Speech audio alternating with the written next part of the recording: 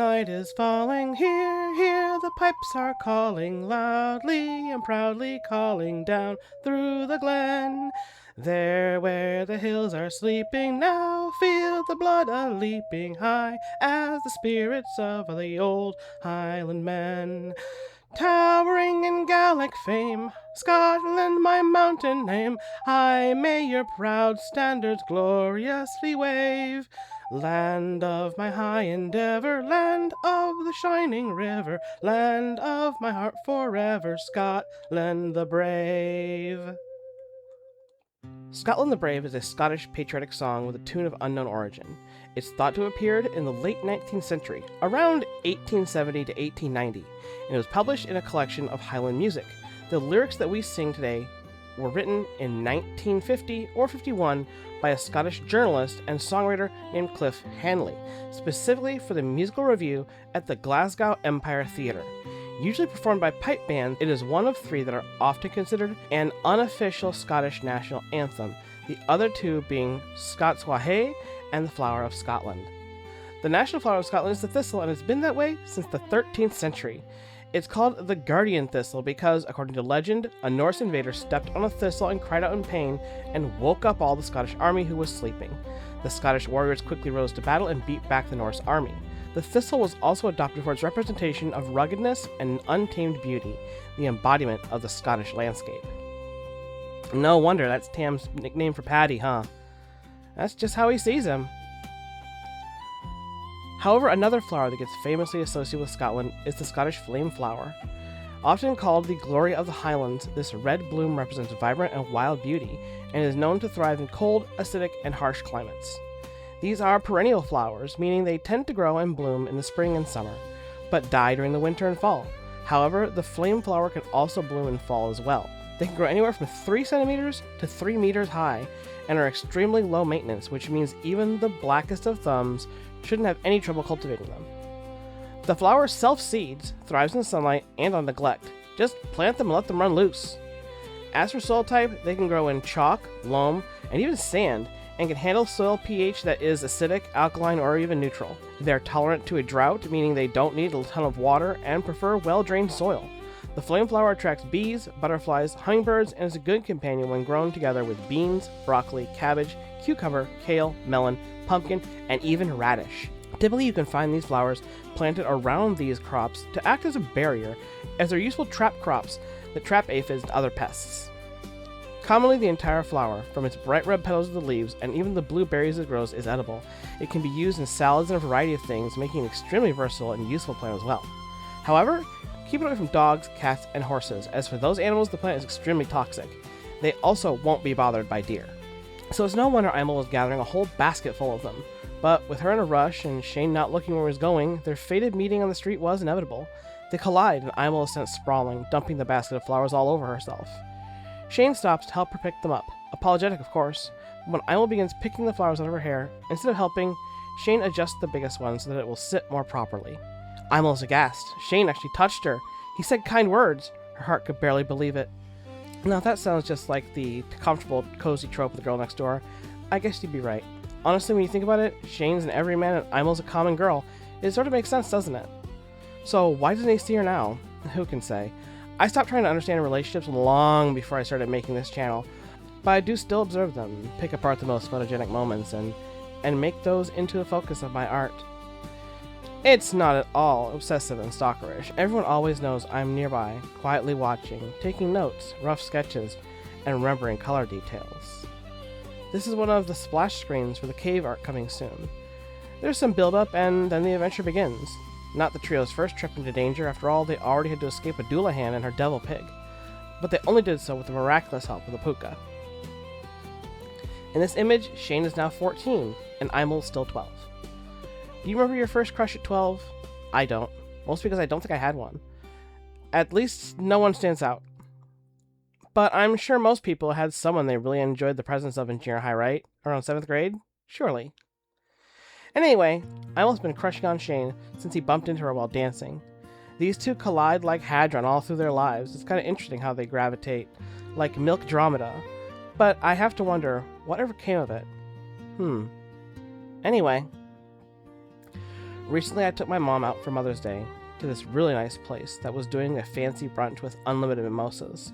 There were all kinds of cakes, smoked salmon, prime rib cut fresh, caprese salad, buffalo meat hash with home-cut potatoes. Everything was delicious, but the whole time I was sitting there feeling like Futaba at the Wilton. Or maybe that's because I'm still trying to finish Persona 5, so it's on my mind. But I had a whole Yusuke moment while I was sitting there looking at these pictures they hung on the walls, made by a local stylish artist. See, my mom wanted to hopefully meet the proprietor of the restaurant, but she wasn't there that day. She had recently celebrated her 90th birthday. Average life expectancy in Flora is 120 years, so it's good to see. But the hostess did show us the paintings of the woman. It was good, but I fixated heavy on the baskets. See this picture I took? I knew I was doing this picture soon, and I was kind of fretting how I could handle coloring the baskets, until I saw this.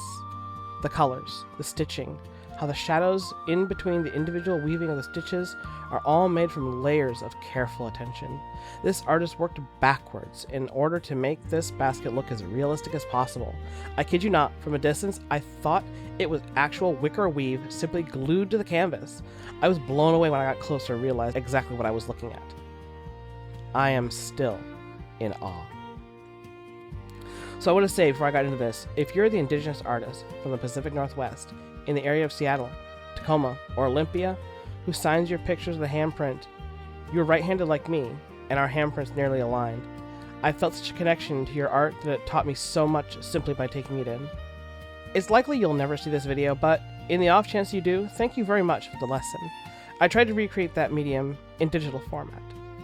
Starting with a darker color first on the basket, then I built up from there with individual strokes of progressively lighter colors. My process was, of course, much easier using digital and multiple isolated layers. I can't begin to think how I would have attempted to replicate this style without the handicaps. And even so, this was an entirely new project. At the same time, I didn't want the basket to look too out of place with the rest of the art that has a kind of cartoonist level coloring and shading. Something I have come to accept that I'm perfectly fine with is that I'm a cartoonist. I don't have as much fun going into hyper-realism or even semi-realism as I do the playfulness that cartooning allows me the freedom to express. But when you think about cartoons, after all, how many of them are like really photogenically shaded? Check out Invincible. Fan edits turn it into absolute cinema. Hazbin Hotel rarely uses shading except for in specific scenes. Most of the attention is put into the backgrounds. So I'm comfortable and happy with where my art style and coloring style is. It looks good, I can complete it efficiently each week, and I rarely spend time fretting over how to get it done. Just little aspects from time to time. Wings, lots of hair, and baskets. Baskets have been an integral part of human civilization for thousands of years, and they've been used for damn near anything. Because basketry relies on perishable plant materials, the archaeological record of the exact origin of basket weaving is largely speculative. We do have some notable examples from dry cave preservation and also from imprints in clay or mud. The oldest known physical baskets were discovered in the Fayum region of Egypt and can be carbon dated all the way back to the Neolithic era, some 10 to 12,000 years ago. But that's not all. In the Great Basin region of the Americas, modern-day Oregon and Nevada, dry caves have preserved some of the oldest known indigenous basketry with coiled and twined artifacts that are at least as old as those found in Egypt. Impressions of early coiled and twined baskets have also been found on ancient floors in what is now modern-day Turkey and in Syria, along with bitumen fragments. Bitumen is a sticky black substance more commonly referred to as pitch. In its cold state, it is rubbery and hard, but when heated, it becomes more pliable and was used to coat baskets and other things for waterproofing. In Queensland, Australia, there's an ongoing experiment called the pitch drop experiment that tests the viscosity of bitumen. It's been steadily draining through a small funnel for well over 100 years, and you can actually watch it live on their website. I'll put a link to the pitch drop experiment down in the pinned comment of this video.